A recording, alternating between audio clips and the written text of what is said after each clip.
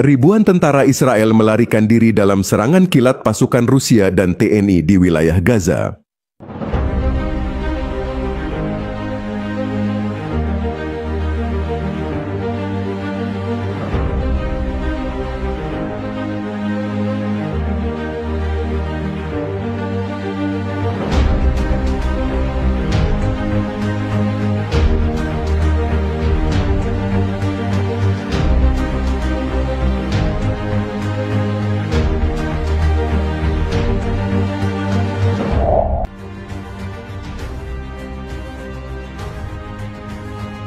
Dunia diguncang oleh perkembangan dramatis di jalur Gaza setelah pasukan gabungan Rusia dan Tentara Nasional Indonesia (TNI) melancarkan serangan kilat yang mengejutkan terhadap basis-basis militer Israel di wilayah tersebut.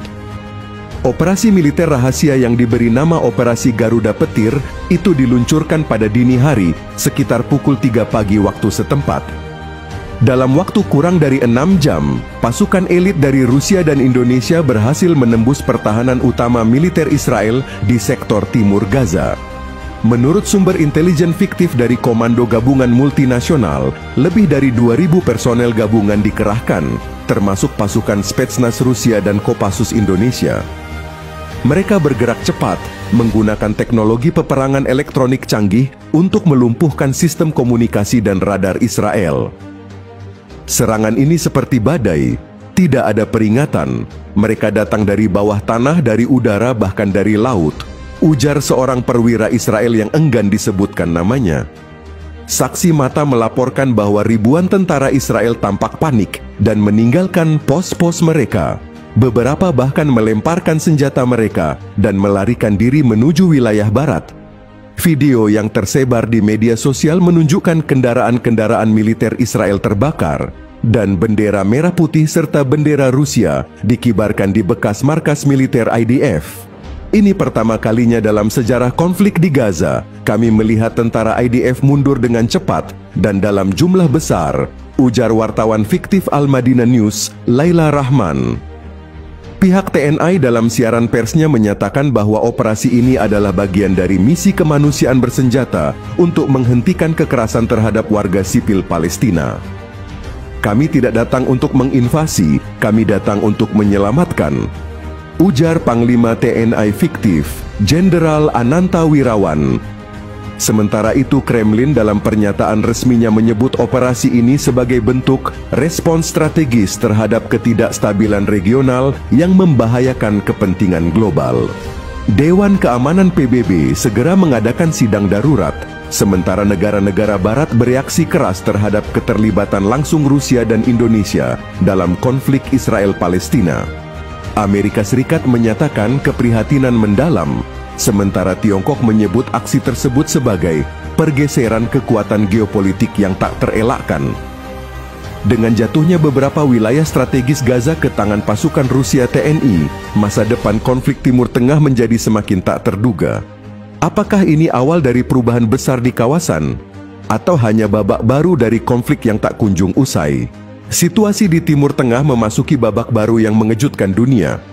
Dalam sebuah operasi militer gabungan yang tak terduga, pasukan elite dari Rusia dan Tentara Nasional Indonesia, TNI, berhasil melumpuhkan pertahanan militer Israel di wilayah Gaza melalui serangan kilat yang terjadi di tengah malam.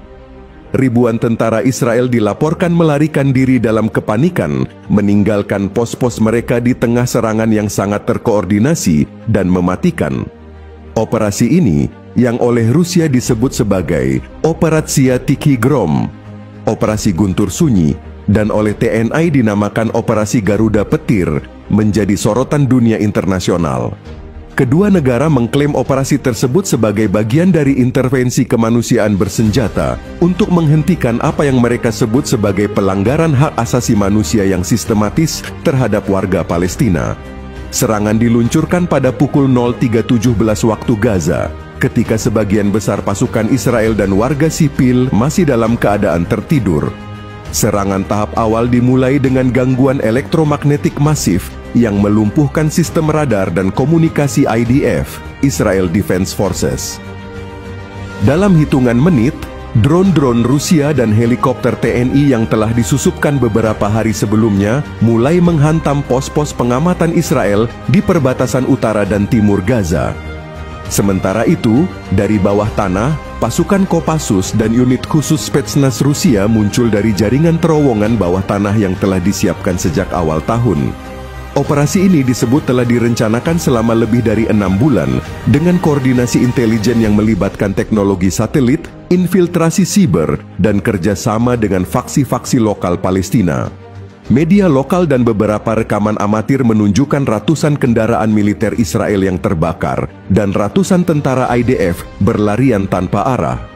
Beberapa bahkan tertangkap kamera membuang senjata dan perlengkapan mereka untuk melarikan diri lebih cepat ke arah barat menuju wilayah Israel yang lebih aman. Seorang jurnalis internasional dari kantor berita fiktif Middle East Horizon yang berada di perbatasan Gaza menggambarkan situasinya sebagai adegan yang belum pernah terjadi sebelumnya dalam sejarah konflik Israel-Palestina. Keberhasilan serangan ini banyak dikaitkan dengan perpaduan teknologi militer Rusia dan keahlian gerilya TNI. Rusia membawa kekuatan tempur elektronik, drone tempur, dan rudal jelajah presisi, sementara TNI memberikan kontribusi dalam taktik pertempuran jarak dekat, infiltrasi senyap, dan pengetahuan medan urban melalui pelatihan bertahun-tahun dalam konflik domestik di hutan dan perkotaan. Sementara itu, Presiden Rusia fiktif, Vladimir Putin menyebut operasi tersebut sebagai langkah tak terelakkan untuk menciptakan keseimbangan di Timur Tengah dan menegakkan tatanan baru global. Pemerintah Palestina menyambut baik aksi ini dan menyebutnya sebagai bukti bahwa solidaritas internasional terhadap Palestina tidak hanya berhenti pada kutukan, tetapi juga bisa diwujudkan dalam tindakan nyata. Tidak butuh waktu lama bagi reaksi internasional bermunculan. Amerika Serikat dan Uni Eropa mengutuk keras tindakan Rusia dan Indonesia, menyebutnya sebagai pelanggaran terhadap kedaulatan Israel dan ancaman terhadap perdamaian dunia. Sampai berita ini diturunkan, pasukan gabungan Rusia dan TNI telah menguasai hampir 40% wilayah Gaza bagian utara. Warga sipil Palestina dilaporkan menyambut pasukan dengan bendera dan sorak-sorai, meski juga ada kekhawatiran akan serangan balasan dari Israel dalam waktu dekat. Beberapa analis militer menyebut ini sebagai titik balik dalam sejarah konflik Timur Tengah. Sementara banyak pihak menyerukan gencatan senjata, sebagian lainnya melihat ini sebagai awal dari perang regional skala besar. Apakah ini adalah awal dari kebangkitan kekuatan baru dunia? Ataukah sebuah petaka yang akan menyeret dunia ke dalam konflik global berikutnya?